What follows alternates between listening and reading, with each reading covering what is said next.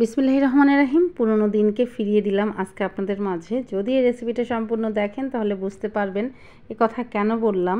এত বেশি সহজ এবং এতটাই মজার ছিল এই পায়েসটি। আর এই পায়েসটি কিন্তু আমি কোনো রকম চাল দিয়ে করিনি। কি দিয়ে করলাম এটাই হচ্ছে মূল কথা। তো এটা দেখার জন্য অবশ্যই আমার চ্যানেলের সঙ্গে থাকতে হবে। ভালো লেগে থাকলে লাইক কমেন্ট শেয়ার দিতে ভুলবেন না। আর অনেক ছোট্ট একটি ভিডিও রিকোয়েস্ট, অবশ্যই ফুল ভিডিও দেখে যাবেন। ভালো লেগে থাকলে সুন্দর করে একটা কমেন্ট করে যাবেন।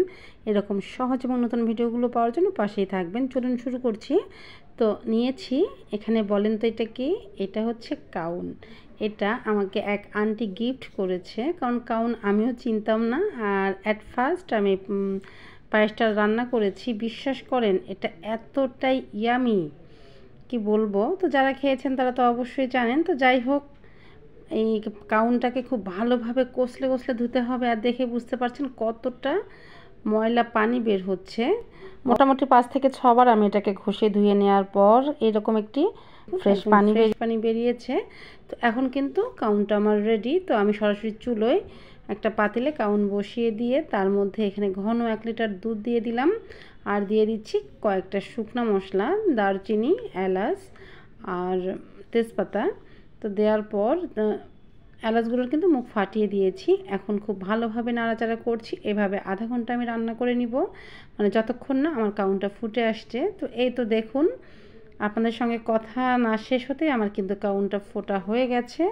তো বলেছিলাম তো অনেক সহজে হয়ে যায়, তো তার প্রমাণ কিন্তু দিয়েই দিলাম। একটা আপনাদেরকে আমি একটু টিপ দিয়ে দেখাচ্ছি। দেখুন একেবারেই খুব ভালোভাবে সিদ্ধ হয়ে গেছে। এখন আমি এর মধ্যে দিয়ে দিচ্ছি পরিমাণ মতো চিনি। মিষ্টি যে যেমন খেতে চান ঠিক ওরকমই দিয়ে নেবেন। তো আমি মোটামুটি এখানে 1 কাপ চিনি দিয়েছি। তো এখন চিনিটা দেওয়ার পর কিন্তু আর একটু পানি ছেড়ে যাবে। তো এখানে কিছু ড্রাই ফ্রুটস দিয়ে দিলাম, কিশমিশ, কাজু বাদাম এবং কাঠবাদাম। আপনারা আপনাদের ইচ্ছে মতো দিবেন, পারলে নাও দিতে পারেন।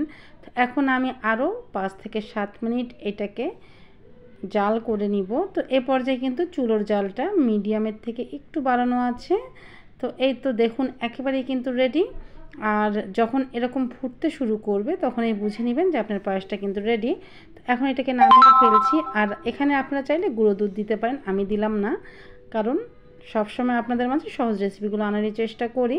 তো লুকিং জাস্ট ওয়াও, দেখেই বুঝতে পারছেন এখন শুধু খাওয়ার পালা। তো এই পায়েসটার স্বাদ কতটা যারা খেয়েছেন তারা অবশ্যই জানেন, আর যারা খাননি তারা কিন্তু একবার হলেও ট্রাই করবেন।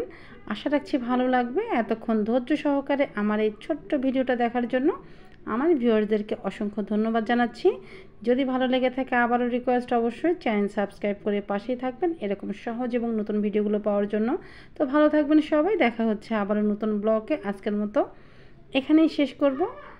ভালো লেগে থাকলে লাইক কমেন্ট শেয়ার দিয়ে যাবেন। আল্লাহ হাফেজ।